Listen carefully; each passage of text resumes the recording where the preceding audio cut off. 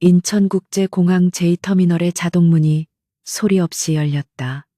12시간의 비행에도 불구하고 윤서연의 자세는 흐트러짐이 없었다. 그녀의 검은색 실크 블라우스와 완벽하게 재단된 바지 정장은 이지스 글로벌, 에이지스 글로벌이라는 이름이 가진 무자비한 효율성을 그대로 체현하는 듯했다. 그녀의 칠흑 같은 머리카락은 단정하게 묶여 있었고 얇은 금속태 안경 너머의 눈은 냉철하게 빛났다. 그녀의 한 손은 오살배기 아들 윤민준의 작은 손을 단단히 잡고 있었다. 민준이는 주변의 소란스러움에도 아랑곳하지 않고 다른 한 손에 쥔 태블릿으로 복잡한 코딩 퍼즐을 맞추고 있었다. 아이의 침착함과 깊은 집중력은 또래 아이들에게서는 찾아보기 힘든 것이었다. 서연은 아들의 머리를 가볍게 쓰다듬었다. 이 아이가 바로 그녀가 6년간 지옥을 견뎌낸 이유이자 다시 이 땅을 밟은 목적 그 자체였다. 엄마, 서울 공기는 뉴욕이랑 냄새가 달라요. 민준이가 태블릿에서 눈을 떼지 않고 말했다. 서연은 희미하게 미소 지었다. 그렇지. 여긴 네가 태어난 곳이란다. 아이는 고개를 끄덕였지만 그 말의 진짜 의미를 이해하기엔 아직 어렸다. 그들에게는 환영 인파도 플래카드도 없었다. 이지스 글로벌의 CEO 윤서연의 입국은 철저한 기밀 사항이었다. 그녀는 유령처럼 돌아왔다. 그들은 보안 검색대를 통과해 VIP 전용 출구로 향했다. 미리 대기하고 있던 검은색 방탄 세단이 그들 앞에 미끄러지듯 멈췄다. 운전석에서 내린 남자는 서연의 한국 지사장이자 가장 신뢰하는 신복인 김비서였다. 그는 불필요한 말 없이 90도로 허리를 숙이며 뒷좌석 문을 열었다. 오시는 길 고생하셨습니다. 대표님, 모든 준비는 계획대로 진행 중입니다. 차가 공항 고속도로에 진입하자 서연은 등받이에 몸을 기댔다. 민준이는 금세 잠이 들었고 차 안에는 김비서가 나지막하게 보고하는 소리만 울렸다. 진성그룹의 주가는 현재 안정세입니다. 강태환 회장은 이번 주 동남아 경제포럼 참석으로 자리를 비웠습니다. 그가 우리의 움직임을 감지할 가능성은 현재로서는 제로에 가깝습니다. 서연은 눈을 감았다. 강태환, 그 이름을 속으로 되뇌는 것만으로도 심장 깊은 곳에 얼음 송곳이 밝히는 듯한 통증이 느껴졌다. 6년 전, 그녀는 이 도시에서 모든 것을 잃었다. 사랑, 명예, 그리고 가싹트기 시작한 디자이너로서의 꿈까지. 그녀는 쫓겨났고 버려졌으며 철저히 짓밟렸다. 그때 그녀의 뱃속에는 민준이가 있었다. 희미한 생명의 신호. 그녀는 그 작은 생명을 지키기 위해 뉴욕으로 도망쳤다. 가진 것 하나 없는 싱글맘이었지만 그녀는 절망 속에서 도끼를 배웠다. 낮에는 월스트리트의 작은 투자사에서 허드렛일을 했고 밤에는 피를 토하듯 경제학과 MA 전략을 공부했다. 그녀의 비범한 재능과 처절한 절박함은 곧 빛을 발했다. 몇 년 후 그녀는 실리콘밸리의 자본을 등에 업고 이지스 글로벌을 설립했다. 이지스는 그리스 신화 속 제우스의 방패. 그녀는 다시는 그 누구에게도 짓밟히지 않겠다는, 그리고 언젠가 반드시 복수하겠다는 다짐을 회사 이름에 새겼다. 이지스는 무자비한 기업 사냥꾼으로 명성을 떨쳤다. 부실 기업을 헐값에 인수의 뼈까지 발라내고 되파는 그녀의 방식은 시장의 공포를 샀다. 어느새 차는 한강의 다리를 건너고 있었다. 저 멀리 수많은 빌딩 숲 사이로 유독 거만하게 솟아오른 건물이 보였다. 진성그룹의 심장, 진성타워. 강태환이 자신의 왕국을 과시하기 위해 지은 바벨탑이었다. 서연의 눈이 가늘어졌다. 저 탑을 무너뜨리기 위해 그녀는 6년을 준비했다. 김 비서가 백미러로 서연의 표정을 살폈다. 대표님, 한남동의 안가는 완벽하게 준비되었습니다. 외부에서는 그 누구도 대표님의 동선을 파악할 수 없을 겁니다. 서연은 고개를 끄덕였다. 보고서는 김 비서가 즉시 보안 태블릿을 건넸다. 화면에는 진성그룹의 복잡한 지배 구조와 재무제표, 그리고 숨겨진 약점들이 붉은색으로 표시되어 있었다. 강태환은 문어발식 확장으로 몸집을 불렸지만 그만큼 취약한 고리가 많습니다. 특히 진성바이오와 진성전자는 서로 복잡하게 얽힌 순환 출자로 겨우 버티고 있습니다. 우리가 노릴 곳은 바로 그 연결고리입니다. 서연의 목소리는 차가운 금속성처럼 울렸다. 그녀는 더 이상 6년 전의 순진한 윤서연이 아니었다. 차가 한남동의 고급 빌라지아 주차장으로 들어섰다. 서연은 잠든 민준이를 안아들었다. 아이의 따뜻한 체온이 그녀의 차가운 결의를 잠시 누그러뜨리는 듯했다. 그녀는 이 복수를 위해 괴물이 되어야 했지만 적어도 이 아이 앞에서는 엄마여야 했다. 펜트하우스의 거실 통유리창 너머로 서울의 야경이 펼쳐졌다. 서연은 민준이를 침대에 눕히고 나왔다.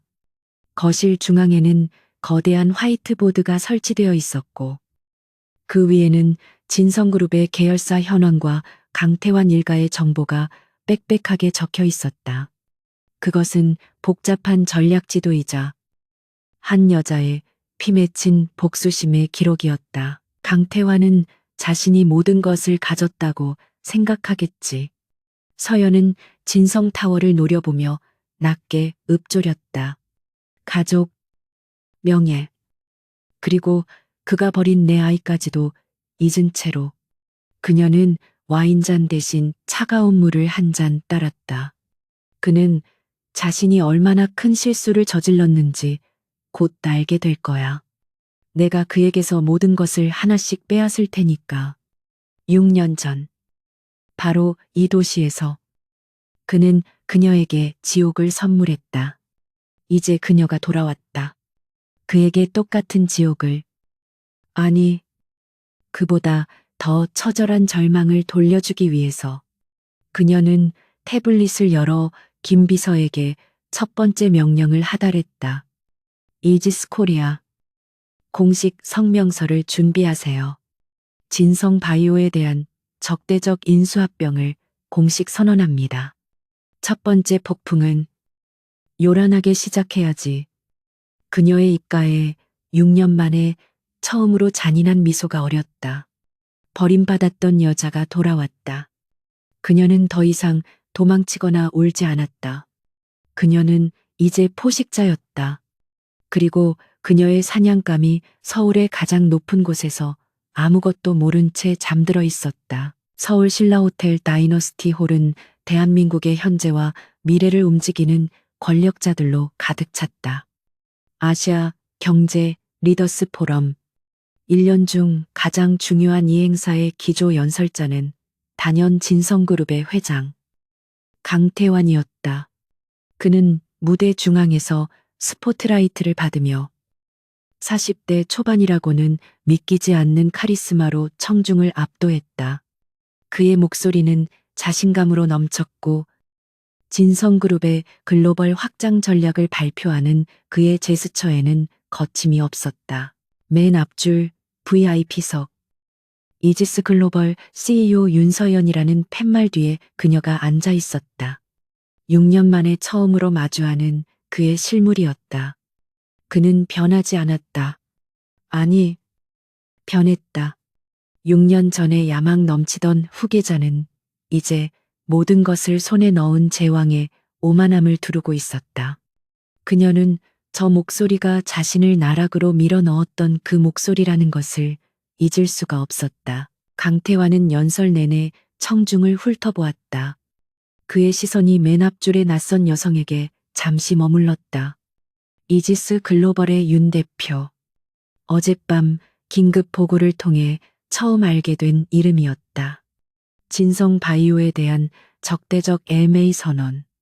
그것은 명백한 도발이었으나 그는 오히려 흥미를 느꼈다. 감히 자신의 영역에 발을 들인 무모한 침입자.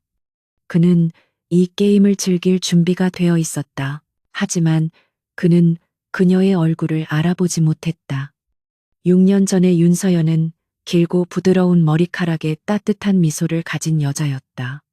지금 그의 앞에 앉아 있는 여자는 날카로운 단발머리에 얼음처럼 차가운 표정을 한 완벽하게 통제된 전략가였다. 그녀는 강태환의 시선을 피하지 않고 정면으로 마주했다. 그 눈빛 교환 속에서 보이지 않는 스파크가 튀었다. 연설이 끝나고 우레와 같은 박수갈채가 쏟아졌다.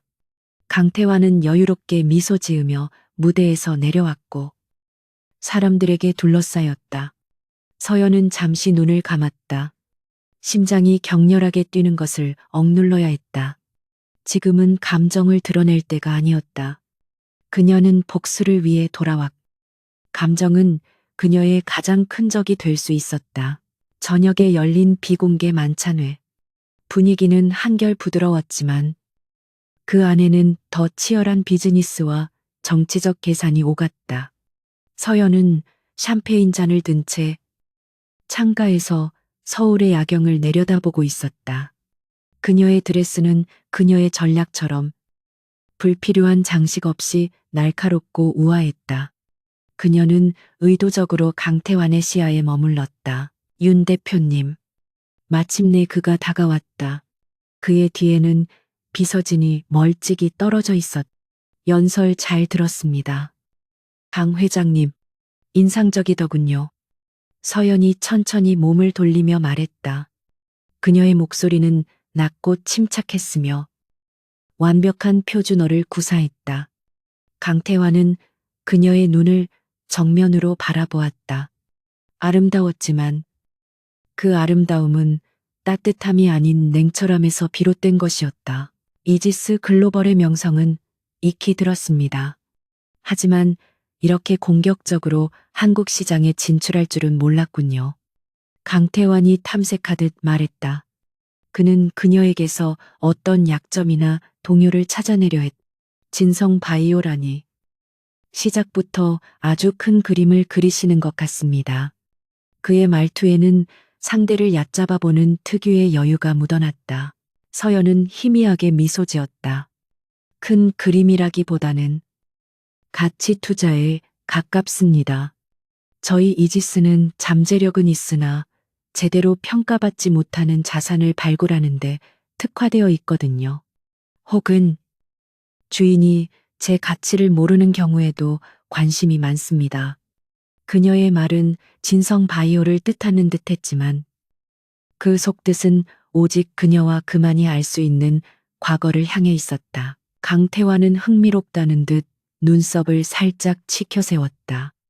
주인이 제 가치를 모른다. 그는 그녀의 도발적인 언사에 불쾌하기보다 호기심이 동했다.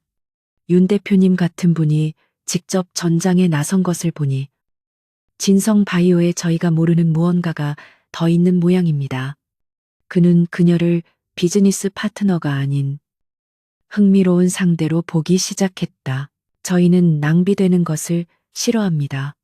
특히 잠재력을 가진 것들이 잘못된 경영진의 손에서 썩어가는 것을 보는 건 이지스의 철학과 맞지 않습니다. 서연의 시선은 강태환의 넥타이 핀에 고정되었다. 6년 전 그녀가 직접 디자인해서 선물했던 것이었다. 그는 기억조차 못하겠지만 여전히 그것을 착용하고 있었다. 그 사실이 그녀를 역겹게 만들었다. 경영진이라. 말이 날카롭군요. 강태환이 샴페인 잔을 가볍게 흔들었다. 하지만 윤 대표, 한국 시장은 뉴욕 월스트리트와는 다릅니다. 이곳에는 이곳만의 규칙이 있지요. 너무 서두르다가는 크게 다칠 수도 있습니다. 그것은 노골적인 경고이자 힘의 과시였다. 그는 그녀를 길들일 수 있다고 생각했다. 규칙은 강한 자가 만드는 것이라 들었습니다만 서연이 잔을 내려놓으며 말했다. 그리고 저희는 다치는 것을 두려워하지 않습니다. 오히려 상처 입은 상대를 끝까지 물고 늘어지는 것을 더 잘하죠. 그녀는 더 이상 대화를 이어갈 뜻이 없다는 듯 가볍게 고개를 숙였다. 그럼 이만 실례하겠습니다. 내일 이사회가 있어서 먼저 일어나야겠습니다. 진성 바이오건 말입니다. 강태환은 순간 표정이 굳었다. 그녀는 그에게서 한 걸음 물러선 것이 아니라 다음 공격을 예고한 것이었다. 그가 무슨 말을 더 하기도 전에 서연은 이미 인파 속으로 우아하게 사라지고 있었다. 강태환은 그녀가 사라진 자리를 노려보았다. 윤서연이라. 그는 비서를 불렀다. 지금 당장 이지스 글로벌의 윤서연에 대해 모든 것을 알아내. 샅샅이.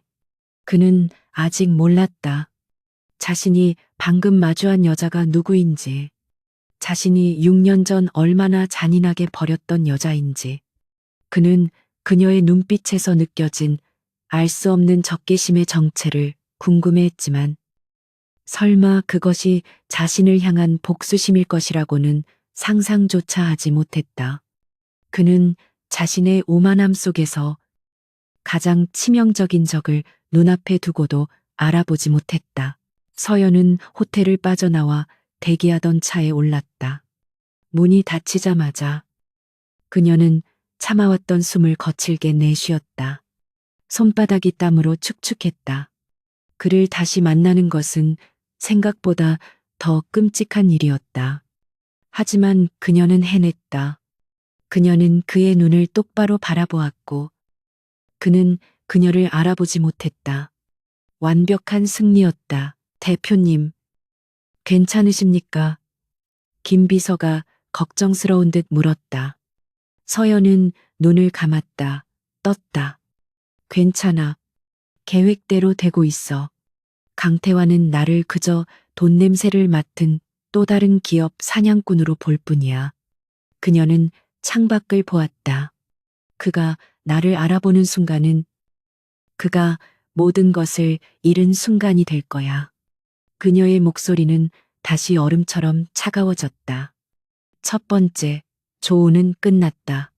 이제 본격적인 전쟁의 서막이 올랐다. 6년 전, 서울. 그해 겨울은 유난히 추웠지만 윤서연의 마음은 봄날의 햇살처럼 따뜻했다. 그녀의 손에는 작은 초음파 사진이 들려 있었다. 그녀는 당시 국내 최대의 디자인 공모전에서 대상을 차지하며 막 날개를 펴려던 신진 디자이너였다. 그녀의 재능은 빛났고 그녀의 미래는 장밋빛으로 물들어 있었다. 그리고 그녀의 곁에는 강태환이 있었다. 진성그룹의 황태자. 그들의 만남은 우연한 자선 행사에서 시작되었다. 서연은 그의 거침없는 야망과 그늘진 눈빛에 끌렸고 태환은 그녀의 순수함과 빛나는 재능에서 잠시의 휴식을 찾았다. 적어도 서연은 그렇게 믿었다. 그들의 관계는 철저한 비밀이었지만 서연은 그 비밀이 사랑의 증거라고 생각했다. 그녀는 임신 테스트기의 두 줄을 확인하고 병원에서 확진을 받은 그날 세상을 다 가진 것 같았다. 그녀는 태환이 이 소식을 들으면 얼마나 기뻐할지 상상했다. 어쩌면 그가 이 아이를 계기로 모든 것을 정리하고 자신을 선택해 줄지도 모른다고 어리석은 기대를 품었다. 그녀는 그가 가장 좋아하는 음식까지 준비해 그의 펜트하우스로 향했다. 강태환은 그의 서재에서 수십 장의 보고서를 검토하고 있었다. 그의 책상은 일반 사무실의 2배 크기였고 통유리창 너머로 서울의 야경이 발 아래 깔려 있었다. 그는 오성그룹과의 전략적 제휴, 즉 오유라와의 정략 결혼 서류를 마지막으로 검토하는 중이었다. 그의 미래에는 단 하나의 오점도 허용되지 않았다. 태환 씨. 서연이 조심스럽게 문을 열고 들어섰다. 그는 서류에서 눈을 떼지 않았다. 무슨 일이지 바쁜 거 안 보여. 그의 목소리는 이미 차가웠지만 서연은 애써 그것을 무시했다. 저기, 정말 중요한 이야기라서요. 그녀는 그의 책상 앞으로 다가갔다. 선물이에요. 그녀는 정성스럽게 포장한 작은 상자를 내밀었다. 그 안에는 초음파 사진과 함께 아빠, 곧 만나요라고 적힌 작은 카드가 들어 있었다. 태화는 그제야 서류에서 눈을 뗐. 그는 상자를 열어보지도 않고 서연의 얼굴을 쳐다보았다. 그의 눈은 방금 전까지 서류를 보던 그 눈빛, 즉, 가치를 평가하고 분석하는 냉정한 눈빛 그대로였다. 이게 무슨 장난이지? 그가 물었다. 그의 목소리에는 어떤 기쁨이나 놀람의 기색도 없었다. 서연은 당황했다. 장난 아니에요. 태환 씨, 우리 아기래요. 빠주. 그녀의 목소리가 떨렸다. 병원에서도 확인했어요. 심장 소리도 들었어요. 그녀는 그가 일어나 자신을 안아주기를 기다렸다. 강태환은 몇 초간 침묵했다. 그는 상자 안에 초음파 사진을 집어들었다. 그리곤 그것을 마치 벌레 보듯 바라보다가 가볍게 손가락으로 튕겼다. 그래서 나한테 뭘 원하지? 돈. 그의 입에서 나온 말은 서연의 심장을 얼어붙게 만들었다. 네, 돈이라니요. 우리 아기인데. 그는 자리에서 일어났다. 그리고 서연의 뺨을 하지만 모욕적으로 툭툭 쳤다. 순진한 건지, 멍청한 건지. 윤서연 씨, 내가 이런 걸로 내 인생을 망칠 사람으로 보였나. 그는 서재 한쪽 벽에 있는 금고를 열었다. 얼마면 돼? 네가 꿈꾸던 디자인 스튜디오 아니면 강남의 아파트. 서연은 눈앞이 흐려지는 것을 느꼈다. 태환 씨, 제발. 그런 말이 아니잖아요. 전 그냥 우리가 함께. 강태환은 경멸하듯 웃었다. 정신 차려. 난 곧 오유라와 결혼해. 오성그룹 딸 말이야. 이건 비즈니스고 내 인생의 가장 중요한 거래야. 그런데 너 같은 애가 감히 내 앞길을 막아. 그는 서랍에서 수표첩을 꺼내 들었다. 그는 망설임 없이 숫자를 적어 내려갔다. 이 정도면 네가 본 적도 없는 돈일 거다. 그가 수표를 찢어 그녀의 얼굴에 던졌다. 수표는 그녀의 뺨을 스치고 바닥으로 떨어졌다. 10억 원. 그녀의 사랑과 그녀의 아이의 목숨값이었. 그거 받고 당장 병원 예약해. 깨끗하게 처리하고 2번 다시 내 눈앞에 나타나지 마. 네가 만약 이 아이를 빌미로 내 발목을 잡으려 한다면. 그의 눈이 번뜩였다. 난 네가 가진 모든 것을 부숴버릴 거야. 내 재능, 내 커리어, 네가 아는 모든 사람까지도. 서연은 그 자리에 주저앉아 울음을 터뜨렸다. 어떻게 나한테 이럴 수 있어요. 사랑한다면서요. 그녀의 절규는 그의 차가운 오만함에 부딪혀 산산조각 났다. 그는 비서에게 인터폰을 걸었다. 서재에 쓰레기가 있으니 치워. 잠시 후 건장한 보안 요원 2명이 들어와 그녀의 팔을 우악스럽게 잡아 일으켰다. 싫어요, 놓으세요. 태환 씨 제발. 그녀는 발버둥 쳤지만 그들은 그녀를 짐승처럼 끌고 나갔다. 그녀의 신발 한쪽이 벗겨졌고 그녀가 준비했던 음식들은 복도 바닥에 나뒹굴었다. 문이 닫히는 순간 그녀는 강태환이 거울을 보며 넥타이를 고쳐 매는 것을 보았다. 그녀는 비상계단을 통해 맨발로 쫓겨났다.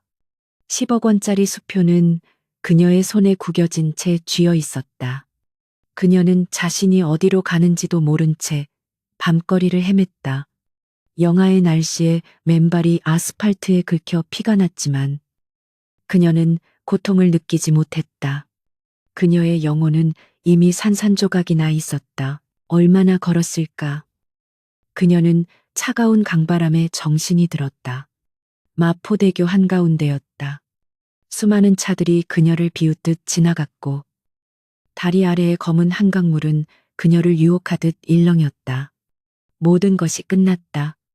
그녀의 사랑, 그녀의 꿈, 그리고 이제는 그녀의 목숨까지도. 그녀는 난간에 위태롭게 기댔다. 강태환의 목소리가 귓가에 맴돌았다. 쓰레기, 장난감, 장애물. 그녀는 그 정도밖에 안 되는 존재였다. 그녀는 눈을 감았다. 차라리 이대로 사라지는 것이 낫다고 생각했다. 이 고통을 안고 살아갈 자신이 없었다. 그녀가 발을 내디디려던 바로 그 순간이었다. 욱! 헛구역질이 치밀어 올랐다. 입덧이었다. 끔찍한 절망의 순간에도 그녀의 뱃속에 있는 생명은 자신이 여기 있다고, 살고 싶다고 격렬하게 외치고 있었다. 서연은 본능적으로 차가운 배를 감싸 안았다. 아, 아가야. 그녀는 그 자리에 주저앉아 통곡했다. 하지만 그것은 절망의 울음이 아니었다. 그것은 분노와 생존 본능의 울부짖음이었다. 그녀는 죽을 수 없었다.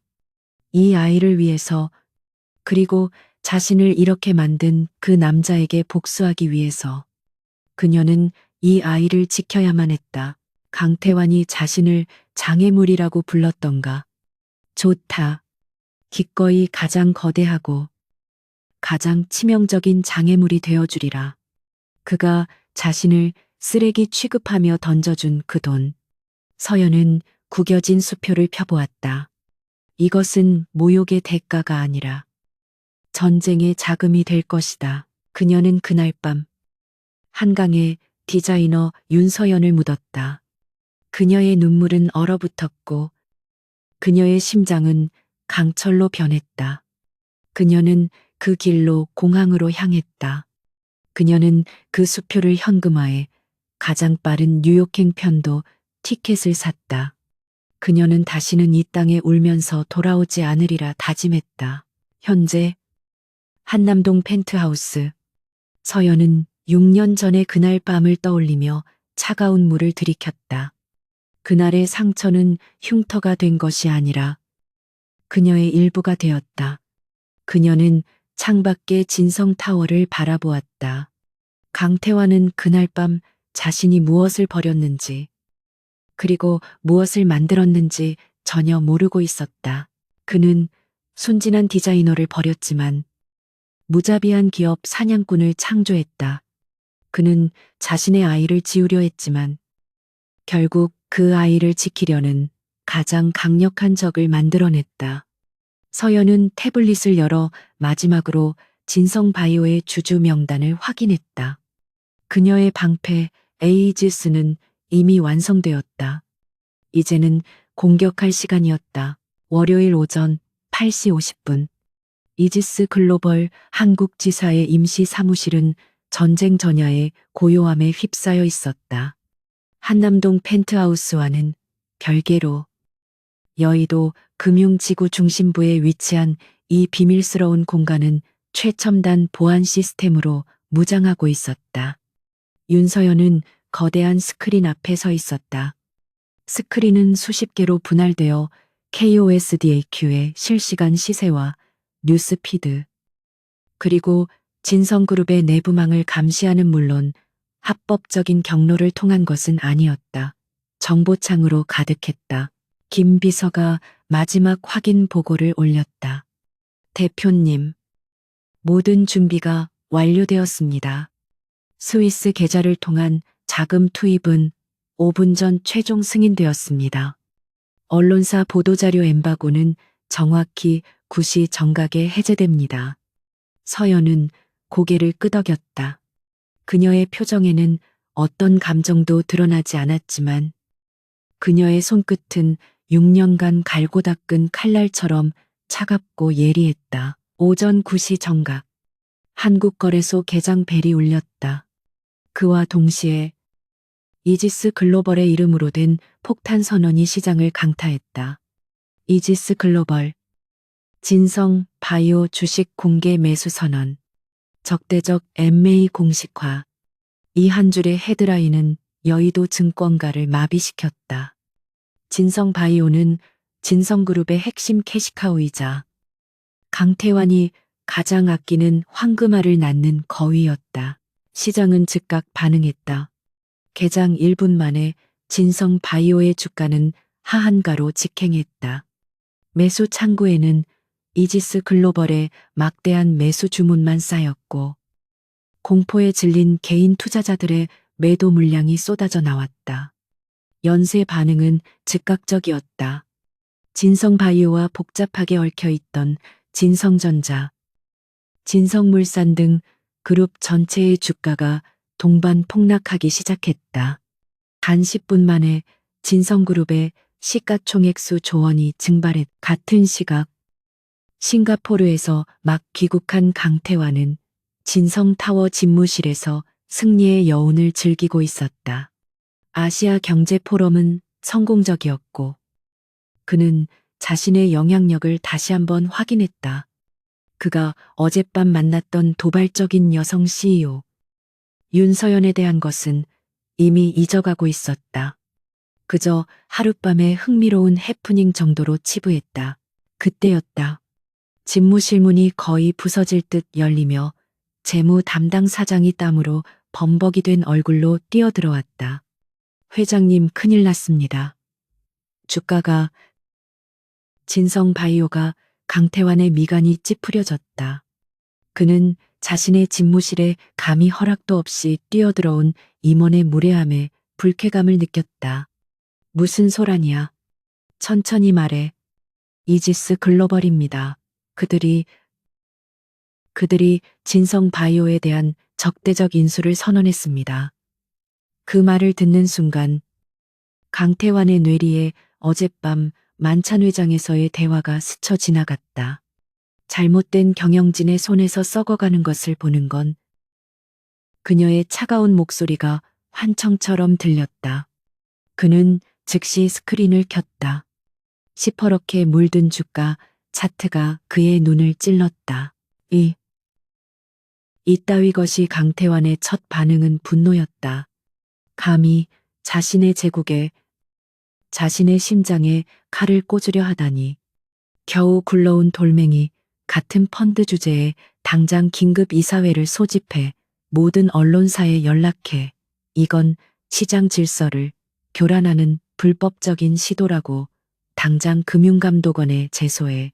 그의 포효가 집무실을 울렸다. 비서진은 공포에 질려 움직였다. 하지만 재무사장은 절망적인 표정으로 입을 열었다. 회장님, 이미 늦은 것 같습니다. 그들은 지난 몇 달간 차명 계좌와 해외 법인을 통해 이미 상당량의 지분을 확보한 것으로 보입니다. 오늘 공개 매수 선언은 사실상 최후 통첩입니다. 강태환은 숨이 막히는 것을 느꼈다. 이것은 단순한 도발이 아니었다. 이것은 철저하게 계획된 전쟁이었다. 그가 아시아 포럼에서 스포트라이트를 받는 동안 적은 그의 심장부로 칼을 밀어넣고 있었다. 윤서연. 그 여자. 그는 이를 갈았다. 어젯밤에 그 고고하고 차가운 눈빛이 떠올랐다. 그 눈빛은 단순한 비즈니스 경쟁자의 것이 아니었다. 당장 그 여자에 대해 모든 것을 알아내 강태환은 책상을 주먹으로 내리쳤다. 이지스 글로벌의 자금줄, 투자자 목록, 그리고 저 윤서연이라는 여자의 과거까지 전부 샅샅이 뒤져 출신 학교, 가족 관계, 전 남자친구까지 모조리 그는 이 공격이 단순한 이익을 위한 것이 아니라는 것을 본능적으로 직감했다.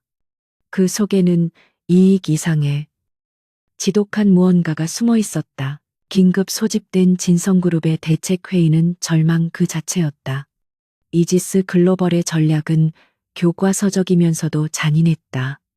그들은 진성그룹의 가장 약한 고리, 즉 복잡한 순환출자 구조의 핵심인 진성바이오를 정확히 타격했다. 진성바이오가 넘어가면 그룹 전체의 지배 구조가 도미노처럼 무너질 수 있었다. 막대한 자금이 투입되고 있습니다. 이건 우리가 아는 펀드의 규모가 아닙니다. 한 임원이 떨리는 목소리로 보고했다. 그들은 마치 우리의 모든 약점을 손바닥 위에 올려놓고 보는 것 같습니다. 내부 정보가 유출된 것이 아닌지. 강태환은 그 임원을 쏘아보았다. 내부 유출이 진성그룹에 감히 나를 배신할 놈이 있다는 건가? 그의 분노는 극에 달했지만 동시에 두려움의 그림자가 드리워졌다. 그는 수많은 적을 만들며 이 자리에 올랐다. 하지만 이번의 적은 달랐다. 모습을 드러내지 않고 완벽하게 준비했으며 첫 번째 일격에 자신의 숨통을 노리고 있었다. 그는 어젯밤 자신이 그 여자를 너무 얕잡아 보았다는 것을 깨달았다. 같은 시각, 여의도 사무실에서 서연은 자신이 만들어낸 혼돈을 차분히 지켜보고 있었다. 스크린 한쪽에는 강태환이 긴급 이사회를 소집하는 모습이 실시간으로 포착되어 있었다. 예상대로입니다. 대표님, 강태환 회장이 전면 대응을 지시했습니다. 그리고 대표님에 대한 신상조사를 명령했습니다. 김 비서가 보고했다. 서연은 희미하게 웃었다. 그럴 줄 알았지. 그게 그의 방식이니까. 상대방을 분석하는 게 아니라 약점을 찾아 부수려는 방식. 그녀는 자리에서 일어났다. 하지만 그는 아무것도 찾지 못할 거야. 6년 전에 윤서연은 이미 죽었으니까. 그녀는 자신의 과거 기록을 완벽하게 세탁했다. 뉴욕에서의 학력, 경력, 심지어 이지스 글로벌이라는 이름 뒤에 숨겨진 그녀의 실제 지분 구조까지도. 강태환이 찾게 될 윤서연은 그녀가 치밀하게 설계한 가짜 인물일 뿐이었다. 월스트리트에서 혜성처럼 나타난 천재 투자자. 냉혹하지만 완벽한 논리를 가진 인물. 거기에는 6년 전 한강다리 위에서 울던 여자의 흔적은 단 한 조각도 남아있지 않았다. 강태환은 이제 수비에 급급해지겠지. 서연이 창밖의 국회의사당을 바라보며 말했다. 그가 자신의 방패를 찾느라 허둥대는 동안 우리는 두 번째 칼을 준비한다. 진성 바이오가 끝이 아니야. 이건 시작에 불과해. 그녀는 이미 강태환의 다음 수를 그리고 그 다음 수까지 예측하고 있었다. 그녀는 강태환이 자신을 조사하라고 명령했다는 사실에 일말의 두려움도 느끼지 않았다. 오히려 그것을 즐겼다. 그가 자신의 과거를 파헤치려 할수록 그는 자신이 어떤 괴물을 만들어냈는지 조금씩 깨닫게 될 것이었다. 그리고 그가 진실의 가장자리에 도달했을 때 그녀는 그의 모든 것을 빼앗은 후일터였다. 첫 번째 수는 성공적으로 던져졌다. 이제 강태환의 차례였다. 하지만 그는 이미 그녀의 체스판 위에서 놀아나고 있었다. 이지스 글로벌의 공격은 단순한 재무적 타격 이상이었다. 그것은 강태환이 수십 년간 쌓아올린 철옹성, 진성그룹이라는 제국의 거대한 균열을 일으키는 지진파와 같았다. 첫 번째 충격파가 지나간 후 그룹 내부는 혼돈 그 자체였다. 연일 긴급 대책회의가 소집되었지만 나오는 것은 고성과 책임 전가뿐. 누구도 윤서연이라는 유령 같은 적에 대한 명쾌한 해답을 내놓지 못했다. 강태환은 자신의 통제력이 처음으로 소나기에서 빠져나가는 것을 느꼈다. 그는 백기사 화이트나이트를 확보하기 위해 우호 지분을 가진 재계 인사들에게 전화를 돌렸지만 반응은 미지근했다. 시장은 이미 이지스 글로벌의 승리를 점치고 있었고 아무도 침몰하는 배에 함께 타고 싶어 하지 않았다. 월스트리트의 상어라는 별명은 단순한 과장이 아니었다. 설상가상으로 윤서연은 여론전에도 능했다. 그녀는 직접 언론의 모습을 드러내지는 않았지만 이지스가 고용한 홍보대행사는 진성그룹의 불투명한 지배구조와 구시대적인 경영 방식을 비판하는 자료를 해외 유력 언론에 흘리기 시작했다. 황제 경영의 종말, 코리아 디스카운트의 주범, 이런 자극적인 제목의 기사들은 소액 주주들의 분노를 부채질했다. 진성그룹의 주주 게시판은 매일 불타올랐다. 강태환 회장은 경영 일선에서 물러나라. 우리의 피 같은 돈을 저 무능한 경영진에게 맡길 수 없다. 수년간 강태환의 독재적인 경영 아래 숨죽여 지내던 불만들이 툭 터진 홍수처럼 쏟아져 나왔다. 강태환이 가장 경멸했던 개미 투자자들이 이제 그의 발목을 잡는 덫이 되고 있었다. 그는 이 모든 혼란의 배후에 있는 윤서연의 얼굴을 떠올렸다. 그 차갑고 무감정한 눈. 그는 그녀에 대한 조사를 지시했지만 돌아온 보고서는 실망스러웠다. MIT 수석 졸업, 월스트리트 최연소 파트너. 이후 이지스 글로벌 설립, 사생활에 대해서는 알려진 바 없음. 그녀의 과거는 마치 전문적인 손길에 의해 완벽하게 지워진 듯 깨끗했다. 이 미스터리함은 강태환을 더욱 초조하게 만들었다. 그는 이해할 수 없는 적을 가장 싫어했다. 돈이 목적이라면 그녀는 왜 협상 테이블에 앉지 않는가? 그녀의 공격은 너무나 정확하고 너무나 무자비했으며 마치 개인적인 원한이라도 품은 것 같았다. 하지만 그는 평생 그녀 같은 여자를 만난 기억이 없었다. 적어도 그의 기억 속에는 그랬다. 그의 불안은 집무실을 넘어 그가 유일하게 휴식을 취해야 할 평창동의 대저택까지 이어졌다. 하지만 그곳에도 휴식은 없었다. 그의 아내 오유라가 기다리고 있었다. 그녀는 국내 최대 로펌의 고문 변호사이자 유력 정치인의 딸로 그들의 결혼은 철저한 비즈니스 계약이었다. 그리고 지금 그 계약의 파트너가 책임을 묻고 있었다. 당신 도대체 뭐 하는 사람이에요? 그가 서재로 들어서자마자 오유라가 날카롭게 물었다.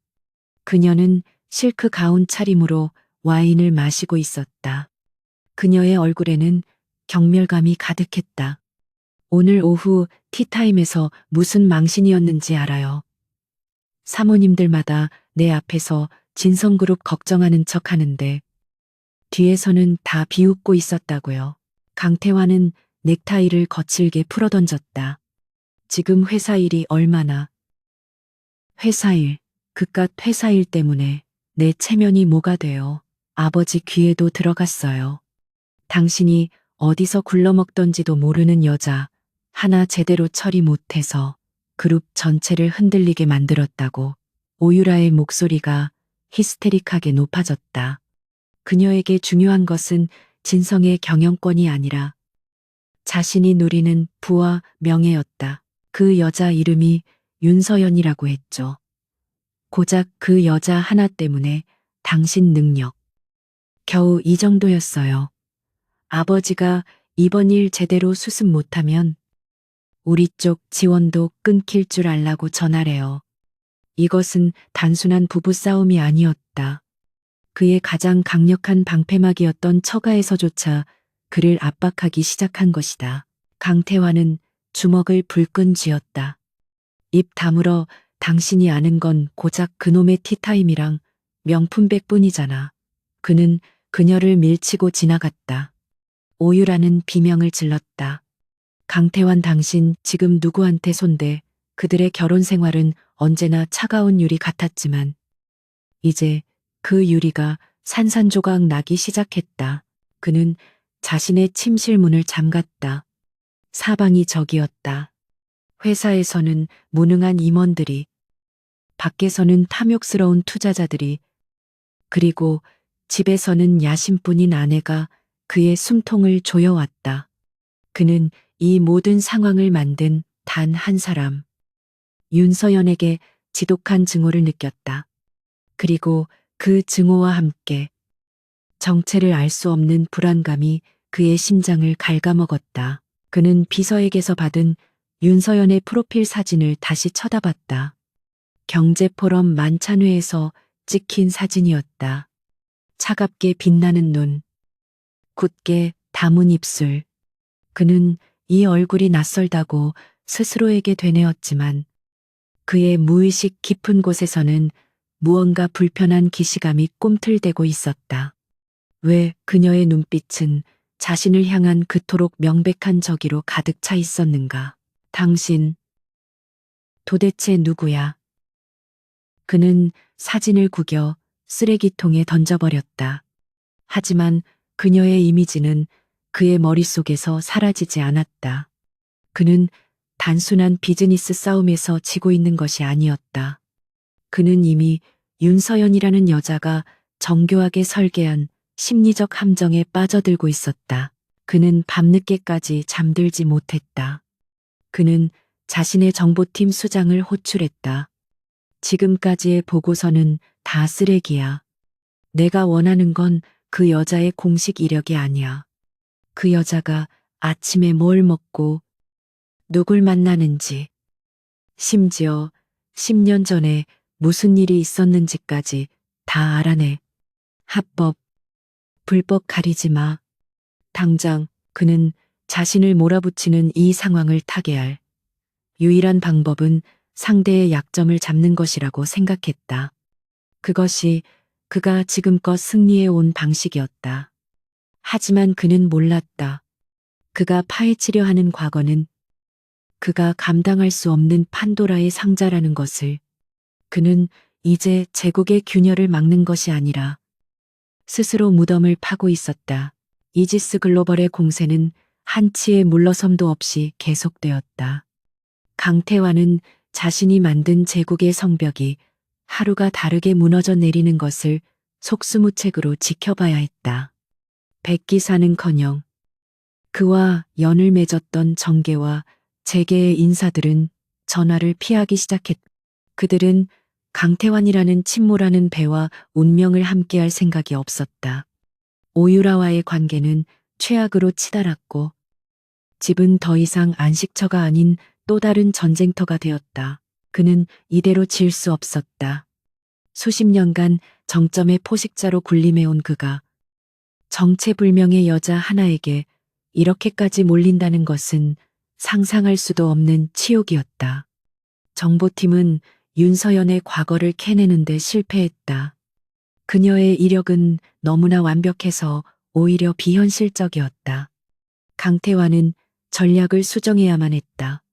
정면 승부가 안 된다면 테이블 아래에서라도 단판을 지어야 했다. 그는 공식적인 채널을 통해 이지스 글로벌 측에 휴전 협상을 제안했다. 명분은 시장에 불필요한 혼란을 막기 위한 양사 대표의 비공식 대화였다. 그는 그녀가 이 제안을 받아들일 것이라 확신했다. 아무리 무자비한 기업 사냥꾼이라도 결국 목적은 돈일 테니 적절한 가격만 제시하면 물러날 것이라 여겼다. 그는 아직도 그녀를 자신의 기준으로 판단하고 있었다. 강 회장이 만나자고 합니다. 김 비서가 보고했을 때 서연은 조금도 놀라지 않았다. 모든 것이 그녀의 시나리오대로 움직이고 있었다. 장소는 청담동의 한 사립 미술관입니다. 오늘 오후 전시가 끝난 후 관람객을 통제한 상태에서 만나고 싶다고 합니다. 서연은 입가에 희미한 미소를 머금었다. 좋아. 가겠다고 해. 대표님, 위험할 수 있습니다. 그가 무슨 꿍꿍이를 가지고 있을지. 김 비서가 우려를 표했. 서연은 창밖을 바라보았다. 걱정 말아요. 오늘은 내가 칼자루를 쥐고 있으니까. 그리고 혼자 가지 않을 거야. 그녀는 비서에게 민준이를 데려올 준비를 하라고 지시했다. 김 비서는 그녀의 의도를 파악하고는 말없이 고개를 숙였다. 그날 오후 문을 닫은 미술관은 완벽한 정막에 휩싸여 있었다. 값비싼 현대 미술 작품들만이 두 사람의 살벌한 만남을 지켜보고 있었다. 강태환은 먼저 도착해 있었다. 그는 일부러 서연을 기다리게 만들며 자신의 우위를 확인하려 했다. 그는 초조함을 감추고 태연하게 그림을 감상하는 척했지만 구둣발로 바닥을 까딱거리는 그의 버릇이 긴장감을 드러냈다. 미술관 입구에 무거운 문이 열리는 소리가 났다. 강태환은 마침내 왔다는 생각에 거만한 미소를 준비하며 돌아섰다. 그러나 그의 미소는 입가에서 그대로 얼어붙었다. 윤서연이 걸어 들어오고 있었다. 그녀는 여전히 우아하고 냉철했지만 그녀의 손을 잡고 있는 존재가 있었다. 작은 아이. 강태환은 순간 미간을 찌푸렸다. 이런 심각한 자리에 아이를 데리고 오다니. 상황 파악이 안 되는 여자인가? 그는 그녀가 협상의 무게를 떨어뜨리기 위해 일부러 방해 요소를 데려왔다고 생각했다. 그는 불쾌감을 감추지 않고 말했다. 윤 대표, 여기가 어딘지는 알고 온 겁니까? 난 당신과 사업 이야기를 하러 온 거지. 유치원, 학부모 상담을 하러 온 게 아닙니다. 서연은 그의 무례한 발언에도 눈 하나 깜짝하지 않았다. 그녀는 아이의 손을 놓고 등을 가볍게 밀었다. 민준아, 저기 가서 그림 보고 있어. 엄마 잠깐 일 좀 하고 올게. 아이는 태블릿을 든 채 놀랍도록 침착하게 고개를 끄덕이고는 가장 가까운 설치 미술 작품으로 향했다. 아이는 시끄럽게 떠들거나 뛰어다니지 않고 작품을 진지하게 분석하는 듯한 눈으로 바라보았다. 강태환은 그 기묘한 아이에게서 시선을 거두고 다시 서연을 마주했다. 본론으로 들어가지. 이쯤에서 멈추는 게 어때? 당신이 원하는 게 뭐야? 진성바이오의 경영권 아니면 그냥 돈 원하는 액수를 말해. 내 인내심에도 한계가 있으니까. 그는 수표책을 꺼내려는 듯한 제스처를 취했다. 6년 전 그가 그녀에게 했던 짓과 똑같은 방식이었다. 서연은 웃었다. 경멸이 담긴 차가운 웃음이었다. 강 회장님, 당신은 아직도 상황 파악이 안 되시는군요. 난 당신과 거래하러 온 게 아니에요. 통보하러 온 거지. 강태환의 얼굴이 분노로 일그러졌다. 바로 그때였다. 엄마. 아이의 목소리가 조용히 울렸다. 서연과 태환의 시선이 동시에 아이에게로 향했다. 민준이는 작품 관람을 멈추고 그들을, 아니, 정확히는 강태환을 빤히 쳐다보고 있었다. 저 아저씨가 엄마 괴롭히는 사람이에요. 아이의 목소리는 어른처럼 차분했지만 그 내용은 날카로웠다. 강태환은 어이없다는 듯 헛웃음을 치려다 숨을 멈췄다. 그는 그때까지 제대로 보지 않았던 아이의 얼굴을 정면으로 마주하게 되었다. 아이는 태블릿 불빛을 등지고 서 있었고 그림자가 드리워진 얼굴 위로 유독 두 눈만이 형형하게 빛나고 있었다. 그 눈, 강태환은 심장이 바닥으로 떨어지는 듯한 충격을 받았다. 그것은 낯선 아이의 눈이 아니었다. 그가 매일 아침 면도를 하며 거울 속에서 마주하는 지독히도 익숙한 자신의 눈이었다. 날카롭게 찢어진 눈매. 집중할 때 미간을 살짝 찌푸리는 버릇. 그리고 그 안에 담긴 차가운 오만함까지도. 그것은 강씨 가문의 남자들에게만 유전처럼 내려오는 그 지독한 포식자의 눈이었다. 강태환의 머릿속이 하얗게 비어버렸다.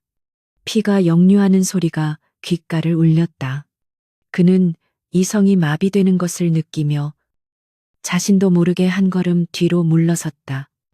6년, 윤서연이라는 이름, 그녀의 완벽하게 지워진 과거, 그리고 지금 눈앞에 있는 자신을 빼닮은 아이, 불가능하다고 생각했던 퍼즐 조각들이 끔찍한 형상을 그리며 하나로 맞춰지기 시작했다. 그는 떨리는 목소리로 겨우 입을 열었다.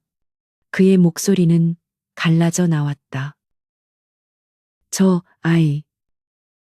아이는 누구지? 그는 서연을 바라보았다.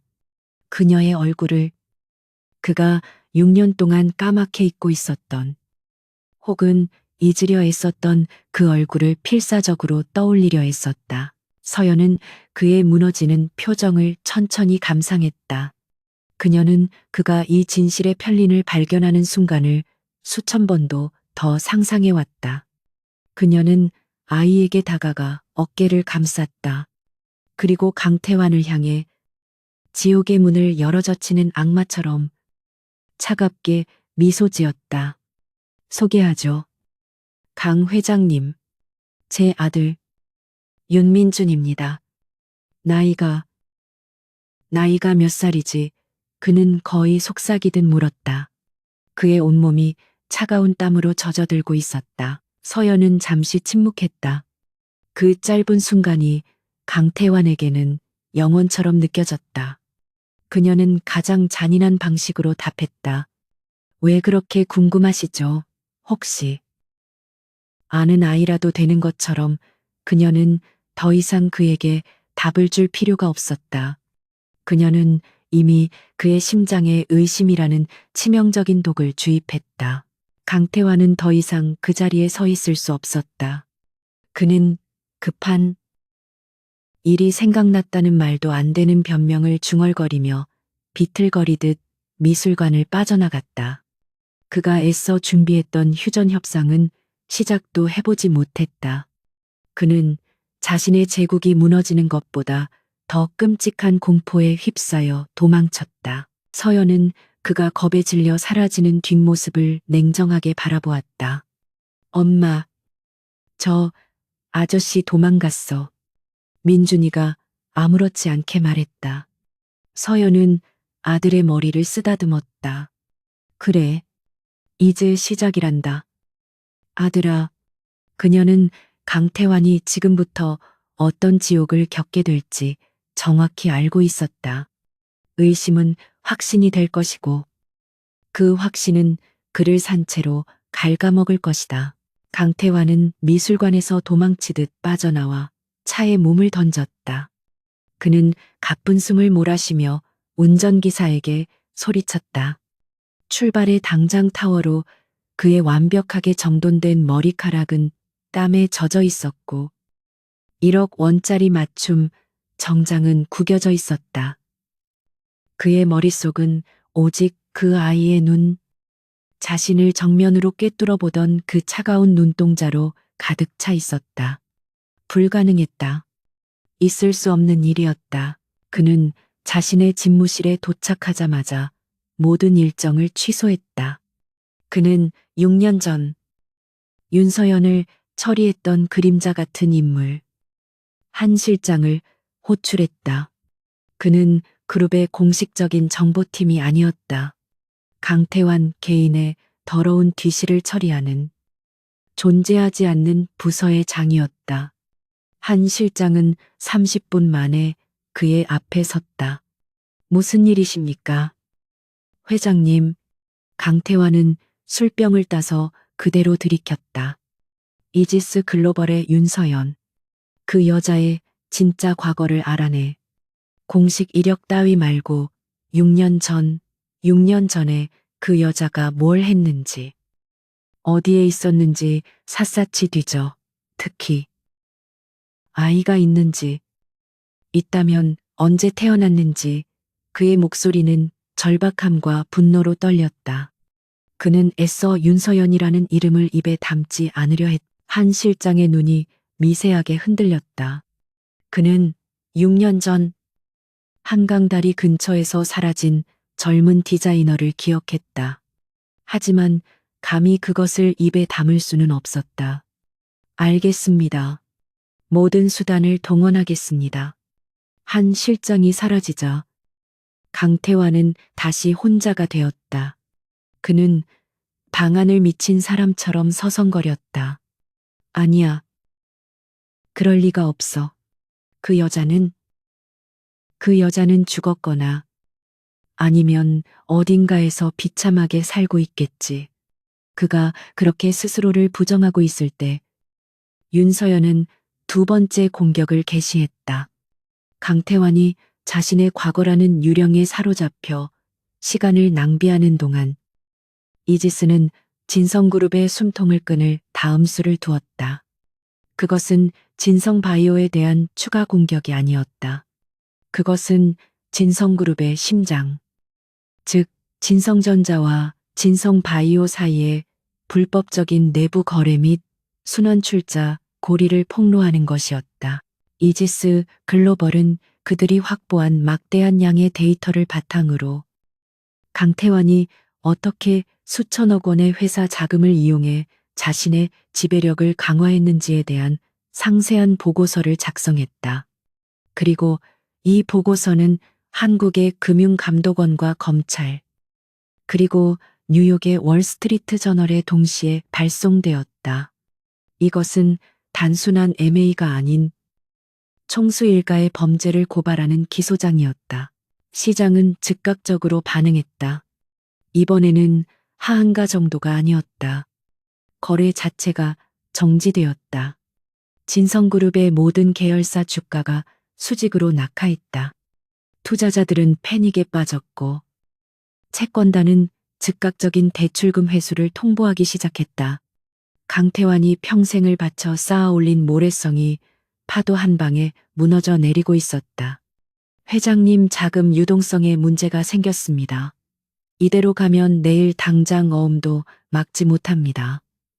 부도입니다. 재무사장의 절규가 집무실을 울렸지만 강태환은 아무것도 들리지 않았다. 그의 모든 신경은 방금 문을 열고 들어온 한 실장에게 고정되어 있었다. 한 실장은 땀으로 범벅이 된 얼굴로 얇은 서류 봉투 하나를 들고 있었다. 그의 손은 사시나무처럼 떨리고 있었다. 회장님. 찾았습니다. 강태환은 비틀거리며 봉투를 빼앗아 들었다.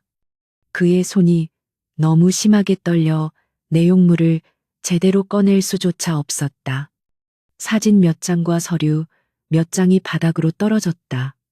첫 번째는 6년 전 인천공항 출국 기록이었다. 윤서연. 그가 알던 그 디자이너의 이름이었다. 두 번째는 스위스 제네바의 한 사립병원에서 발급된 출생증명서 사본이었다. 산모의 이름은 가명이었지만 병원비 결제 내역의 추적 끝에 그가 6년 전 던져주었던 10억 원짜리 수표에 자금 일부가 흘러들어간 정황이 포착되었다. 그리고 마지막 한 장의 사진. 4년 전 뉴욕에서 찍힌 파파라치 컷이었다. 한 여자가 어린아이의 손을 잡고 빌딩으로 들어가고 있었다. 여자의 얼굴은 지금보다 젊었지만 그 차가운 눈매는 그가 포럼에서 마주쳤던 이지스 글로벌의 CEO 윤서연이 분명했다. 그리고 그 아이는 미술관에서 보았던 자신을 닮은 그 아이였다. 아, 강태환의 입에서 신음이 터져 나왔다. 모든 조각이 맞춰졌다. 그가 쓰레기처럼 버렸던 여자, 그가 지우라고 명령했던 아이, 그들은 죽지 않았다. 그들은 6년 동안 칼을 갈며 돌아왔다. 이지스 글로벌의 CEO 윤서연은 그가 버렸던 바로 그 윤서연이었다. 그리고 윤민주는 그의 아들이었다. 하하하. 강태환의 어깨가 들썩이기 시작했다. 그것은 울음이 아닌 미친 사람의 웃음소리였다. 그는 이제야 모든 것을 깨달았다. 그녀가 왜 돈이나 협상에 관심이 없었는지, 그녀의 눈빛이 왜 그토록 지독한 증오로 불타고 있었는지. 이것은 비즈니스가 아니었다. 이것은 복수였다. 한 여자가 자신의 모든 것을 걸고 준비한 6년간의 처절한 복수극이었다. 윤서연. 윤서연. 그는 그녀의 이름을 부르짖었다. 바로 그 순간 집무실 문이 다시 열리고 재무사장이 절망적인 얼굴로 외쳤다. 회장님, 방금 검찰에서 압수수색 영장이 발부되었다고 합니다. 지금 로비로. 강태환은 더 이상 듣지 않았다. 그의 제국은 완전히 무너졌다. 밖에서는 법의 칼날이, 안에서는 지옥 같은 진실이 그의 숨통을 동시에 끊어버렸다. 그는 바닥에 주저앉았다. 모든 것이 끝이었다. 진성타워 로비는 아수라장이 되었다. 수십 명의 검찰 수사관들이 압수수색이라고 적힌 파란색 상자를 들고 로비의 보안 검색대를 밀고 들어왔다. 직원들의 비명과 기자들의 플래시가 뒤섞였다.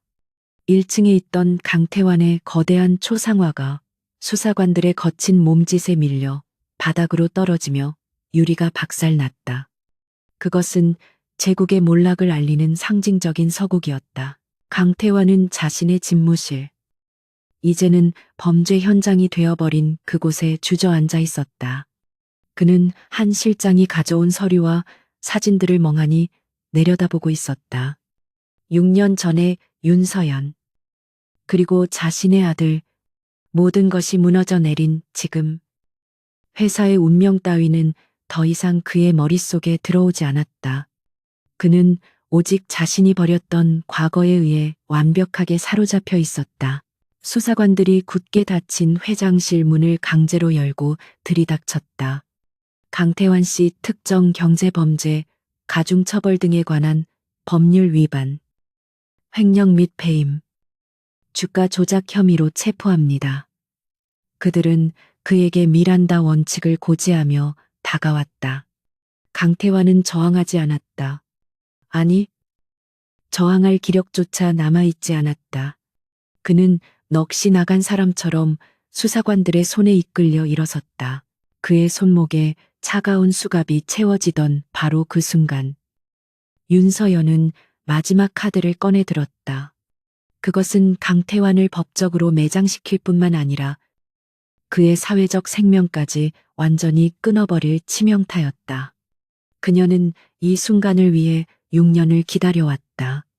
이것은 단순한 횡령, 배임 사건이 아니었다. 이것은 모든 비극의 시작점, 강태환의 원죄, 왠죄에 대한 단죄였다. 이지스 글로벌은 강태환이 10년 전 진성그룹의 후계자 자리를 공고히 하기 위해 저질렀던 불법적인 인수합병 자료를 언론과 검찰에 동시에 배포했다. 그것은 당시 유망한 중소기업이었던 서현 디자인이라는 회사를 헐값에 집어삼키는 과정이었다. 그 과정에서 강태환은 온갖 불법적인 수단을 동원해 회사를 부도 처리시켰고, 그 충격으로 회사의 대표는 심장마비로 사망했다. 그 회사의 대표가 바로 윤서연의 아버지였다. 그리고 강태환은 6년 전 서연을 만났을 때 그녀가 누구의 딸인지 처음부터 알고 있었다. 그는 자신이 파멸시킨 남자의 딸을 유희의 대상으로 삼았던 것이다. 그녀를 임신시키고 10억 원짜리 수표를 던지며 짓밟았던 그의 행위는 단순한 배신이 아니라 잔인한 확인 사살이었다. 서연이 공개한 자료에는 강태환이 서연 디자인을 집어삼키는 과정에서 조성한 거액의 비자금 내역이 포함되어 있었다. 그리고 그 비자금의 흐름을 추적한 결과 놀라운 사실이 드러났다. 그 돈의 상당 부분이 그의 장인, 즉 오유라의 아버지인 오 의원의 정치자금으로 흘러들어간 정황이 포착된 것이다. 이것은 모든 것을 바꿔놓았다. 오 의원은 자신의 정치 생명이 끝날 위기에 처하자 단 1초의 망설임도 없이 사위를 버렸다. 그는 즉각 긴급 기자회견을 열었다. 저는 진성그룹의 불법 비자금과 아무런 관련이 없습니다. 만약 사위인 강태환 회장의 범죄가 사실이라면 지위 고하를 막론하고 엄중한 처벌을 받아야 할 것입니다. 그것은 완벽한 손절이었다. 강태환의 마지막 동아줄. 그가 그토록 믿었던 정치적 방패막이가 사라진 순간이었다. 그가 검찰청사로 향하는 호송차에 오르기도 전에 오유라 측 변호인으로부터 이혼 소장과 재산분할 청구서가 접수되었다는 속보가 터져나왔다. 그녀는 남편의 몰락을 지켜보며 자신의 몫을 챙기는데 한치의 망설임도 없었다. 강태환은 호송차 안에서 이 모든 뉴스를 실시간으로 접했다. 그는 수갑이 채워진 손으로 자신의 머리를 감싸쥐었다. 회사, 돈, 명예, 그리고 아내, 모든 것이 사라졌다. 하지만 그를 가장 고통스럽게 만든 것은 그 모든 것을 빼앗아간 사람이 자신이 한때 모든 것을 가졌다고 착각하며 짓밟았던 바로 그 여자, 윤서연이라는 사실이었다. 같은 시각, 한남동 펜트하우스, 서연은 거실 통유리창 앞에 서서 진성타워가 아닌 멀리 보이는 남산을 바라보고 있었다. 텔레비전에서는 강태환이 수많은 카메라 플래시 세례를 받으며 검찰청사 포토라인에 서는 모습이 무음으로 중계되고 있었다. 그는 초점 없는 눈으로 혐의를 인정하십니까? 라는 기자의 질문에 아무 대답도 하지 못했다. 김 비서가 조용히 다가와 보고했다. 모든 것이 계획대로 마무리되었습니다. 대표님, 그는 이제 끝났습니다. 서연은 천천히 고개를 끄덕였다. 그녀의 얼굴에는 기쁨도, 슬픔도, 분노도 없었다. 오직 지독한 허무함과 6년간 억눌러왔던 피로감만이 남아있었다. 그녀는 아버지를 그리고 6년 전에 자신을 죽인 남자에게 완벽한 복수를 선사했다. 하지만 그녀의 잃어버린 시간은 돌아오지 않았다. 민준이는 그녀가 낮게 물었다. 방에서 조용히 태블릿을 보고 있습니다. 아무것도 모릅니다. 서연은 눈을 감았다. 그녀는 자신의 손에 피를 묻히지 않았지만 그보다 더 잔인한 방식으로 한 남자를 파멸시켰다. 이 모든 것은 그녀의 아들, 민준이를 지키기 위해서였다. 그리고 이제 그 지옥 같은 복수는 끝났다. 강태환이 어떻게 풀려났는지는 중요하지 않았다. 막대한 보석금을 냈거나 그가 수십 년간 뿌려놓은 연줄 중 마지막 하나가 발악처럼 작용했을 수도 있다. 중요한 것은 그가 자유의 몸이 되었다는 사실이 아니었다. 그는 이미 모든 것을 잃은 살아있는 유령이었다.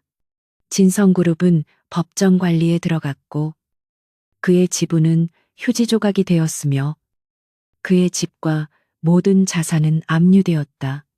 그는 이제 빈털털이었다. 그는 며칠을 술로 지새우다 마지막 남은 이성을 쥐어짜내 여의도로 향했다. 그가 한때 자신의 왕국 일부라 여겼던 금융지구. 그곳에 이제 새로운 주인이자 자신을 파멸시킨 여자의 심장부가 있었다. 이지스 글로벌 한국지사. 그는 더 이상 잃을 것이 없었다. 명예도, 부도, 심지어 미래도. 그에게 남은 것은 오직 지옥 같은 진실에 대한 확인뿐이었다. 그는 이지스 글로벌 사무실이 있는 빌딩 로비로 비틀거리며 들어섰다. 그의 모습은 더 이상 대한민국을 호령하던 CEO가 아니었다. 며칠간 면도도 하지 않아 덥수룩한 수염, 핏발이 선 충혈된 눈, 값비싼 원단이 구겨질 대로 구겨진 정장. 그는 경비원들의 재질을 뿌리치고 비상카드 없이는 작동하지 않는 엘리베이터로 향했다. 윤서연. 윤서연 대표 만나러 왔다. 당장 문 열어. 그의 고함과 난동에 보안팀이 출동했다. 하지만 그가 미친 사람처럼 날뛰며 로비를 아수라장으로 만드는 순간 엘리베이터 하나가 소리 없이 1층에 도착했다. 문이 열리고 김 비서가 차가운 얼굴로 서 있었다. 대표님께서 기다리고 계십니다. 마지막으로 김 비서는 보안팀을 물리고 강태환을 안으로 안내했다. 마치 사형장으로 이끄는 저승사자처럼 강태환은 엘리베이터가 올라가는 내내 거울에 비친 자신의 모습을 멍하니 바라보았다. 그는 자신이 왜 이곳에 가고 있는지, 가서 무슨 말을 해야 할지 몰랐다. 그는 그저 가야만 했다. 자신의 눈으로 확인해야만 했다. 그 아이를, 그리고 그 여자의 입에서 직접 들어야만 했다. 최고층 사무실의 문이 열렸다. 그곳은 강태환의 집무실보다 더 넓고 더 높았으며 서울의 전경을 더 완벽하게 굽어보고 있었다. 윤서연은 그 거대한 통유리창 앞에 서서 이제는 자신의 발 아래에 놓인 도시를 내려다보고 있었다. 그녀는 인기척을 느꼈지만 돌아보지 않았다. 왔어. 그녀의 목소리는 6년 전 그날 밤처럼, 아니, 그보다 더 차갑게 울렸다. 강태환은 그녀의 등을 향해 몇 걸음 옮기다 멈춰 섰다. 그의 시선이 사무실 한쪽에 고정되었다. 그가 미술관에서 보았던 바로 그 아이. 윤민준이 소파에 앉아 헤드폰을 낀 채 태블릿으로 복잡한 프로그램을 설계하고 있었다. 아이는 이 살벌한 공간의 기류를 전혀 감지하지 못하는 듯 자신의 세계에 빠져 있었다. 강태환은 아이에게 홀린 듯 다가갔다. 아이는 낯선 이의 그림자에 고개를 들었다. 헤드폰이 벗겨지자 아이의 얼굴이 선명하게 드러났다. 그 오만한 눈매, 굳게 담은 입술, 자신을 바라보는 경계심, 어린 표정까지도, 그것은 부정할 수 없는 강태환 자신의 어린 시절이었다. 그는 숨이 막혔다. 그는 비틀거리며 서연을 돌아보았다. 그녀는 여전히 창밖을 보고 있었다. 강태환의 목소리는 쇳소리처럼 갈라져 나왔다. 그는 그 한마디를 뱉어내기 위해 온몸의 피를 쥐어짰다. 서연아. 아니, 윤 대표. 저 아이, 혹시 그는 차마 내 아들이냐는 말을 완성하지 못했다. 그때 윤서연이 천천히 돌아섰다. 그녀의 얼굴에는 6년간 쌓아올린 모든 증오와 경멸, 그리고 이제는 모든 것이 끝나버린 자의 차가운 허무함이 담겨 있었다. 그녀는 강태환의 무너진 얼굴을, 그 공포와 절박함으로 일그러진 눈을 똑바로 바라보았다. 그녀는 그가 가장 듣고 싶어 하지 않았던, 그러나 이미 알고 있었던 그 진실을 확인시켜 주었다. 그래, 맞아. 단 한마디였다. 그 어떤 부연 설명도, 비난도 없었다. 그저 얼음처럼 차가운 사실의 확인. 그 순간 강태환의 머릿속에서 마지막 이성의 끈이 끊어졌다. 그가 6년 전 자신의 야망을 위해, 오유라와의 결혼을 위해 그깟 10억 원짜리 수표 한 장으로 지워버리려 했던 것이 무엇이었는지, 그것은 단순한 실수가 아니었다. 그는 자신의 아이를, 그의 유일한 핏줄을 버렸다. 그는 자신이 파멸시킨 남자의 딸을 농락하고 그녀가 뱃속에 품은 자신의 아이까지도 쓰레기 취급했다. 그 대가로 그는 모든 것을 얻었다고 생각했다. 하지만 이제 그는 그 모든 것과 함께 자신이 버렸던 것마저 영원히 잃었음을 깨달았다. 아, 그는 더 이상 서 있을 수 없었다. 그의 다리가 풀렸다. 대한민국 경제를 호령하던 거인의 무릎이 힘없이 꺾였다. 그는 차가운 대리석 바닥에 그대로 무릎을 꿇었다. 무릎 꿇고 그리고 그의 입에서 짐승의 울부짖음 같은 것이 터져 나왔다. 서연아, 내가 잘못했다.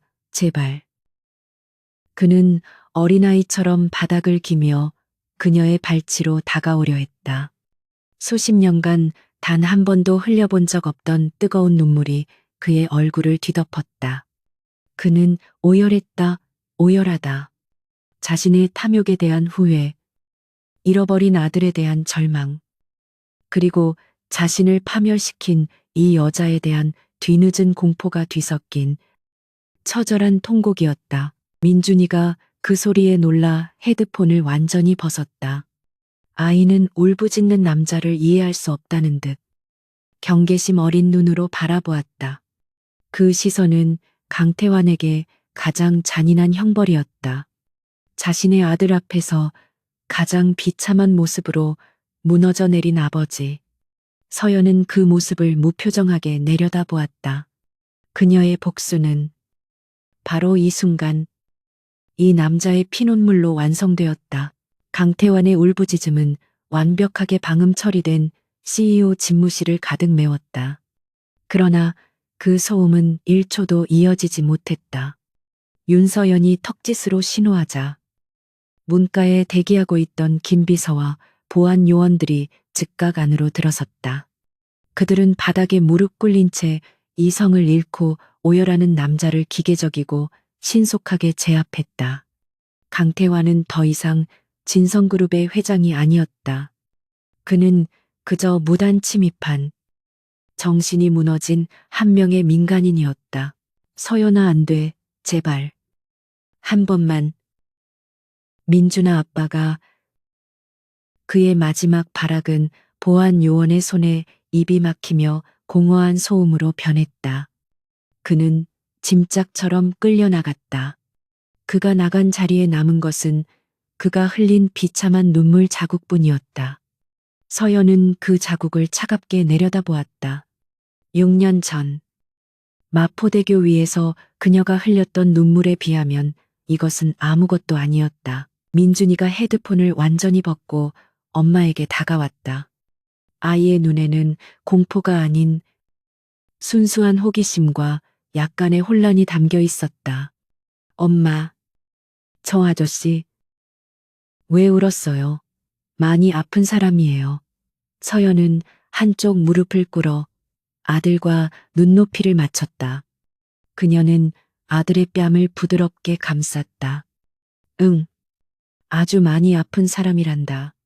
그리고 이제 다시는 우리 민준이를 볼 수 없을 거야. 그녀의 목소리는 다시 엄마의 것으로 돌아와 있었다. 민준이는 고개를 끄덕였다.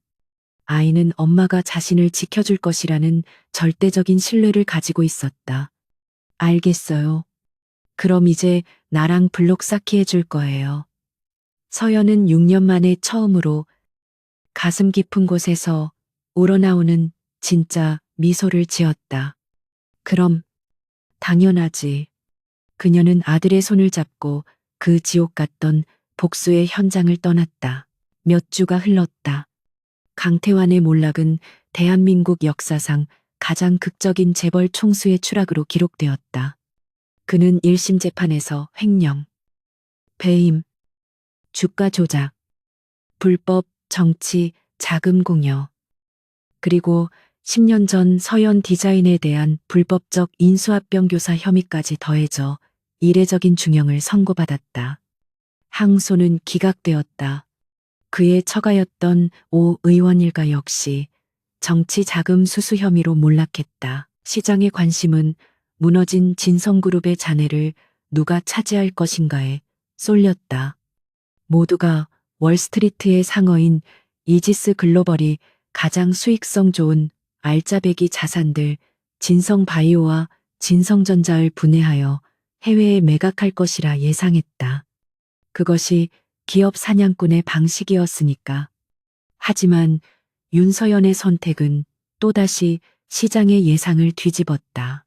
그녀는 진성그룹의 채권단 회의에서 법정 관리를 신청하는 대신 이지스 글로벌이 모든 부채를 승계하고 경영권을 인수하는 방안을 발표했다.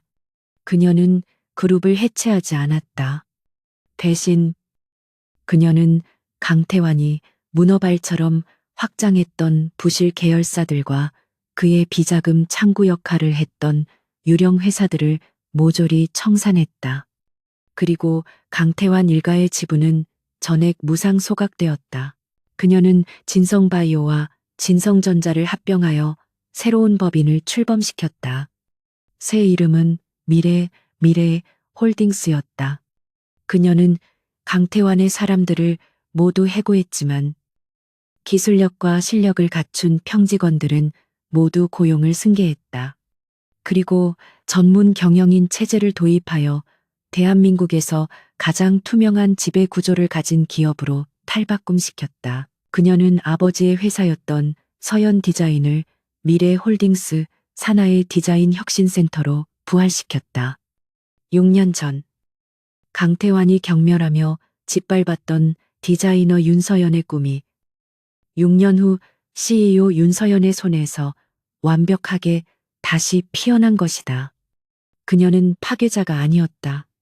그녀는 잿더미 속에서 썩은 부분을 도려내고 새로운 생명을 심는 외과 의사였다. 시간이 흘러 계절이 바뀌었다. 따뜻한 봄볕이 내리쬐는 주말의 서울숲. 6년간 입었던 검은색과 회색의 전투복 같은 정장을 벗어던진 서연이 편안한 면바지와 스웨터 차림으로 벤치에 앉아 있었다. 그녀는 더 이상 이지스 글로벌의 냉혹한 CEO처럼 보이지 않았다. 그저 평범한, 그리고 조금은 지쳐 보이지만 행복해 보이는 한 아이의 엄마였다. 민준이는 이제 7살이 되어 초등학교 입학을 앞두고 있었다. 아이는 다른 아이들과 어울려 잔디밭에서 연을 날리고 있었다. 여전히 또래보다 조숙했지만 6년 만에 처음으로 아이는 아이답게 웃고 뛰어놀았다. 강태환의 그늘은 아이의 삶에서 완벽하게 지워졌다. 서연은 아들에게 아버지가 누구인지 영원히 말하지 않을 생각이었다. 민준이의 아버지는 존재하지 않았다. 오직 엄마 윤서연만이 있을 뿐이었다. 엄마 연이 하늘에 닿을 것 같아요. 민준이가 환하게 웃으며 그녀를 향해 손을 흔들었다. 서연은 따뜻한 햇살에 눈을 가늘게 뜨며 아들에게 손을 흔들어 주었다. 그녀의 가슴을 6년간 짓누르던 복수라는 무거운 돌덩이는 사라졌다. 그 자리에는 허무함이 잠시 머물렀지만 이제는 민준이의 웃음소리가 그 허무함을 채우고 있었다. 그녀는 강태환에게서 모든 것을 빼앗았다. 그가 그녀에게서 빼앗아갔던 모든 것. 아버지의 명예, 그녀의 꿈, 그리고 그녀의 인생.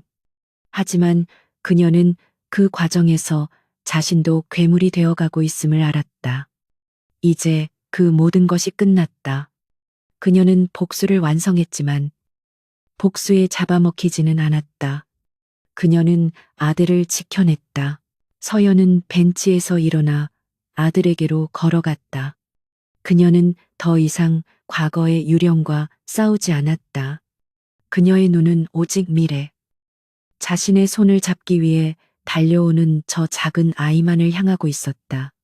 6년 전 버림받았던 그녀가 아이와 함께 돌아왔다.